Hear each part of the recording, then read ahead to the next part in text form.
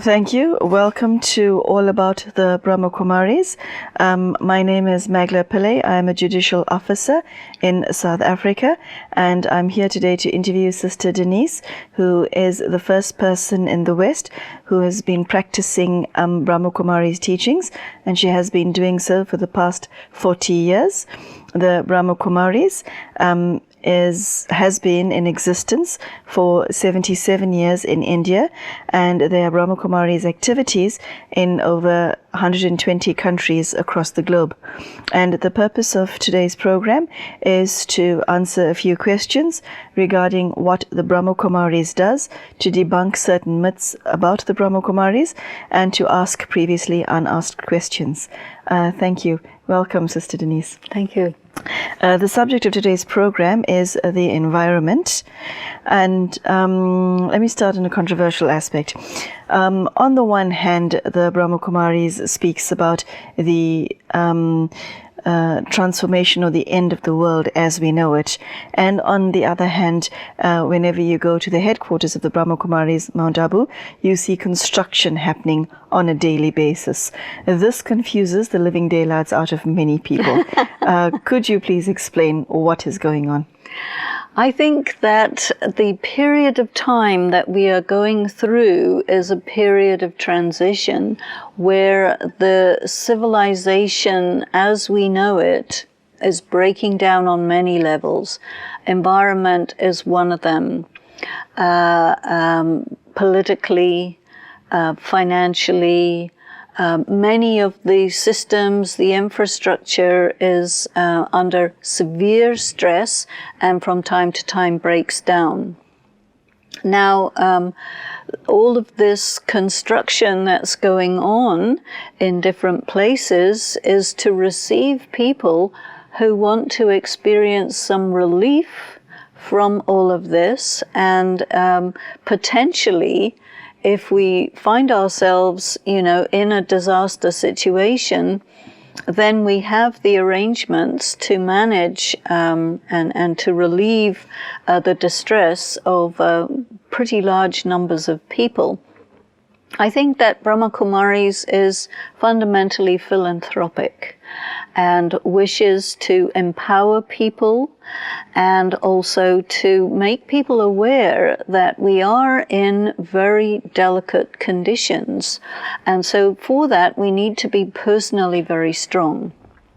So there are more and more people who are coming, especially to the headquarters. Sometimes we get up to 30,000 people at a time coming for the experiences, the trainings, the classes, the courses, the meetings that are designed to empower the people who come so that then they take that back with them and they can apply that, what they have learned here in their place.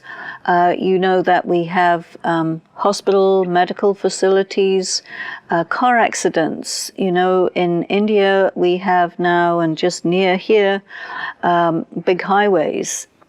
But what the highways have done is they've allowed the traffic to travel much higher speeds, but the corresponding improvement in people's driving ability has not kept up with it, and so you get very big accidents. And so we provide in our trauma center the necessary medical care for car accidents which happen quite dramatically as a result of the increased speeds on the highways. Of course, I would like to see, and we do have a road safety campaign also going on, so that people are learning that yes, you must wear your seat belts, and yes, you must keep in your lane, and yes, you must do all of these things, because people's driving skills really need to be brought up. There are also failures in the harvest because of the destabilized weather patterns. Recently, you know that there have been big typhoons and hurricanes and all of this, and these disturbances also earthquakes and winds and all of this, it creates a problem in the harvest. And when the harvest fails, then that creates very severe civil disturbances. And so we need to empower people to be able to get through when these difficulties happen. One of the things that happens also a great deal is power cuts, because the population keeps growing, but the infrastructure is under such a severe strain that it falls apart very often. So, for example, we have the solar power station, which is under construction now, which is going to be able to use the sun, which shines very powerfully here in Rajasthan, to collect that energy and transform it into electricity, because for people to get through these difficult conditions, whatever we can do to ease the difficulty, I think is a good thing. So that is really what's going on there. What is the Brahmakumari perspective on Earth itself and the future of the Earth? The Earth in terms of its geography, we see the oceans are polluted, depleted, damaged. They're getting poisoned. The water table is getting lower and lower. There's contamination everywhere. The Earth is under very severe strain. We think about the 5 elements: air, earth, fire, water, and ether. And you know, when you meditate, that is, the soul is connecting with the Supreme Being, and it spreads an atmosphere. Now, whatever is going on in the human mind, it's affecting the elements of matter. And there's a Japanese person by the name of Emoto who had done some quite well-known experiments on water, showing how the molecules of water, the crystals of water, are affected by thought, are affected by words, are affected by attitude, you see. And so this was able to be shown for water, but you can understand that it's going to apply to the other elements as well. So when the human beings, who are after all the stewards of the earth, when the human beings misuse the earth, damage the earth, you know, is very often spoken of as the mother. The mother who provides everything, you know. We believe that there was a time when the earth was so fruitful that nobody needed to work, nobody needed to grow and cultivate things. There were fruit trees, there was cereals, everything was just there, you know, and whatever you would want to plant would just grow very easily. But now there's desertification, there's aridity, there is salinization happening to otherwise arable land, and it's getting very, very difficult. So the earth and the people are, instead of being in harmony with each other, they're in antagonistic relationship because of the way people treat the earth. In Brahmakumaris, the idea is that the soul is eternal, the earth is also eternal, and that every so often it renews itself. So we believe that we are now at a point where the earth is so depleted, as are the souls, and both the souls and the earth need to go through a process of purification and renovation. And so also we think that this practice that we're doing only occurs at this time. We speak about the Confluence Age. The Confluence Age is a period of time where the earth is really shifting from a state of complete depletion, shifting into a new springtime. And so we feel that everything that we do in terms of spiritual practice, generating pure atmosphere, vibration, all of this is like a kind of nourishment, not only for people, but also for the earth itself, so that that will contribute to the process of the earth getting completely renewed. So this is something that we do as part of our meditation. All that you said sounds plausible to somebody who is interested in spirituality. There may be a scientist who just listened to your answer and would think, what absolute rubbish. What would you have to say to such a person? Well, you know, I don't really need to justify myself, you see. I think that everybody has their own perspective. And if I say, yeah, you know, to me this makes sense, and so I will act on my understanding, and it will be seen sooner or later. If there's a good effect, then great, you know. If not, then you haven't lost anything, you know. Okay. Because we're not really about proving who's right and who's wrong, but it's more like love, you know. You just love. Somebody may or may not want to receive your love, but you love not because they have to receive it and return it and so on. That is not our reason. You see the right thing to do, you do it, and let it go. If somebody is leading a spiritual life, is there a certain manner that they should conduct themselves in respect of the earth? What is a respectful way to treat the environment? Well, should such a person be green, totally green? What's commonly now known as, should you separate your garbage into, recyclable or not? Is that what's required? Well, every little thing helps, right? You have to see for yourself, you know, different people are motivated in different things. Some people really like to do it in very tangible, hands-on ways. Some people like to do it in a more larger framework. I think it comes down to, I would really like to go away from this word should. And you look at yourself and you say, okay, what will you do? What do you want to do? Do you love, you see? I think that when people see food being wasted or any kind of waste, there's a feeling, you know. Or if you see, you know, large areas where it's polluted because industry just doesn't take care of things, you feel something. So there's a relationship of the heart between yourself and the earth. And that relationship is very individual. It depends who. But, you know, I mean, I'm a person who is very attracted to and loves nature. And so I naturally will, when there are things that come in front of me, I will naturally do my bit to see that my contribution to the earth is positive, is beneficial.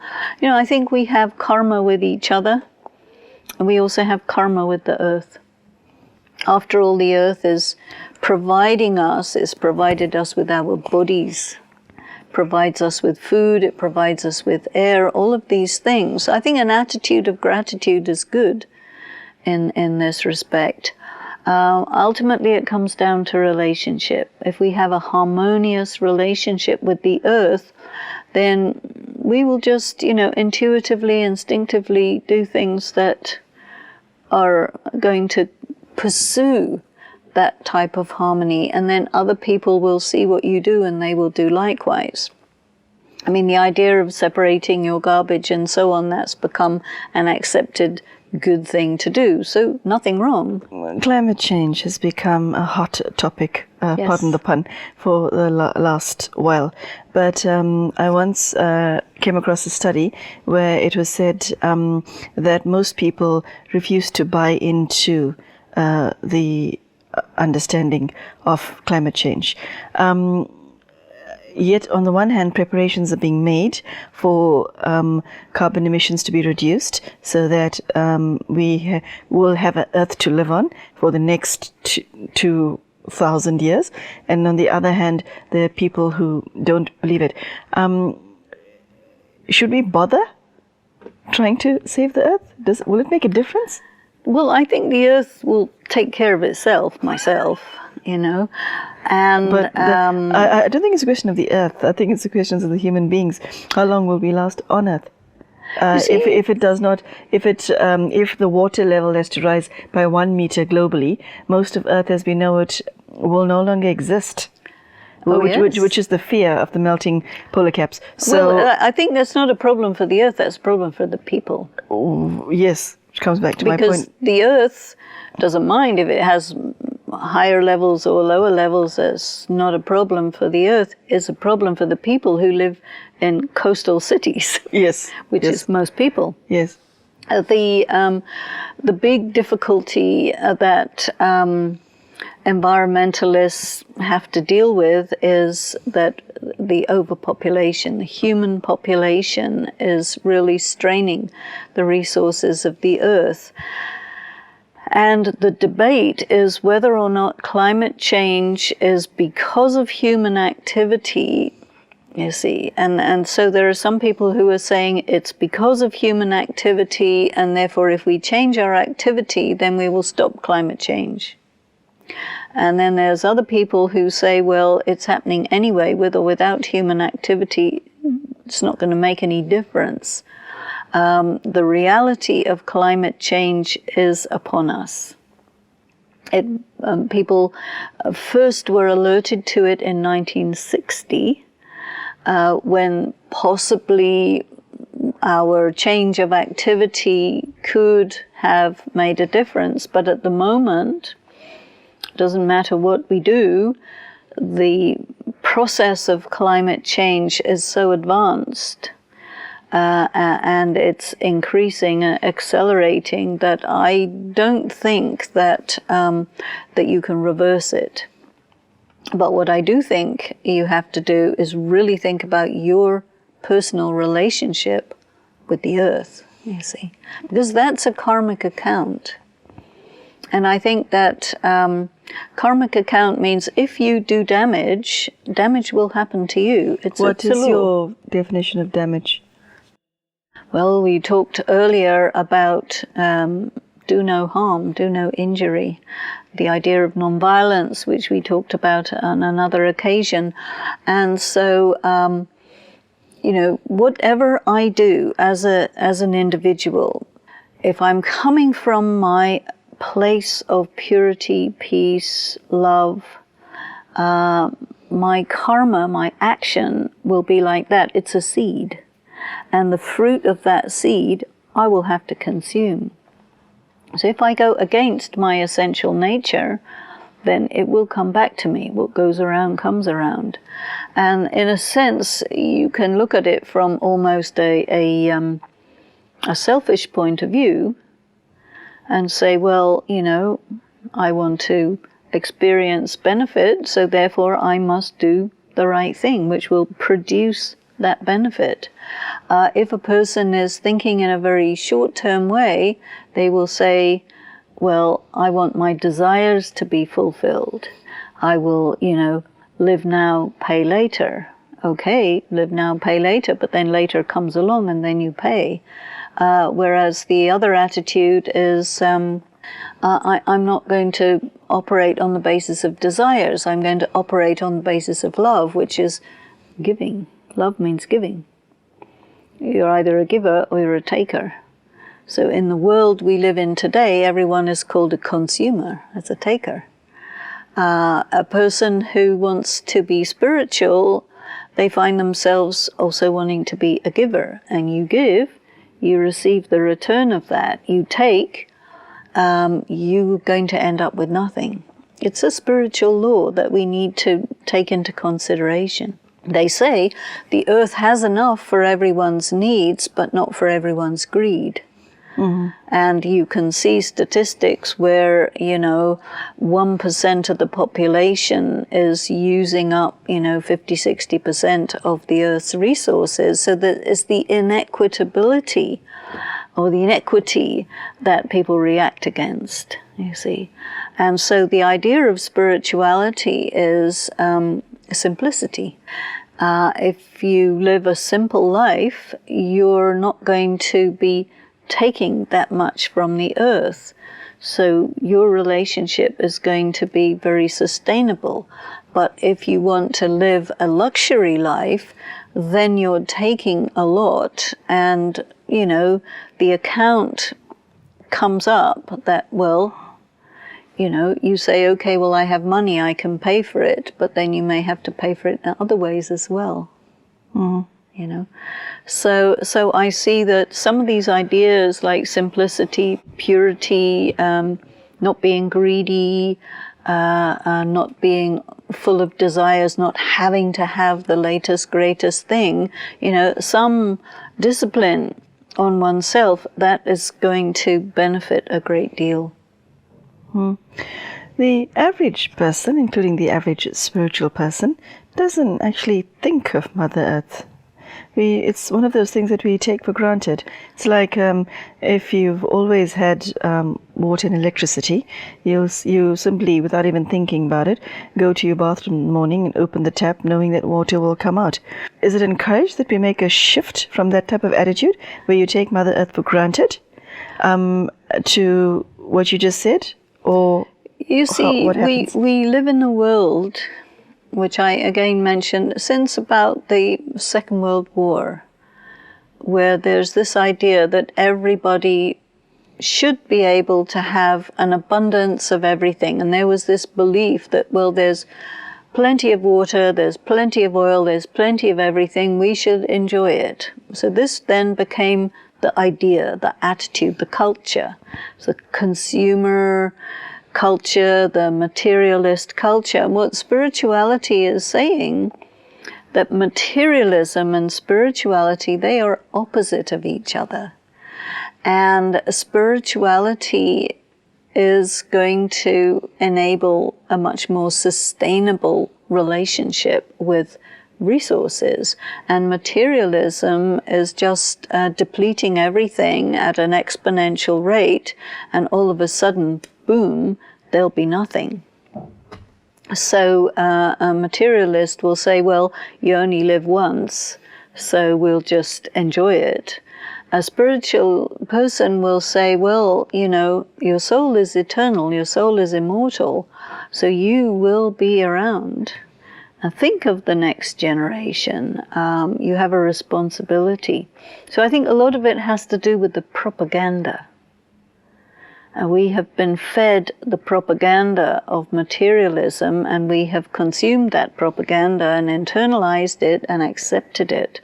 And spirituality, I think, is giving a different propaganda, saying, wait a minute, think about what belief system you have taken on board, and really check it against your conscience, and check it against the reality that you see in front of you, and maybe you need to think again about your dedication to a materialistic life.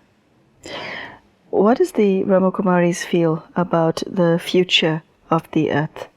Will it be the same in 100 years, 2,000 years, or what will happen? Well, we, in the Brahmakumaris, as I mentioned earlier, we have this idea of the Confluence Age, and we call it Purushottam Sangam Yuga in the Hindi language. That is the confluence of two ages, eons. And that is a period of enormous change, change within humanity, change within the environment, change of ideas, a change of everything, big change, really an age of transformation. And it's an age of a lot of disturbance. We feel that there are very negative forces at a very extreme point, and there are very positive forces, and these forces are clashing with each other, and humanity is kind of caught in the middle of that clash. And so one of the things we say is, in such a situation, make yourself strong. Make yourself filled with spiritual power so that you can cross this period of upheaval.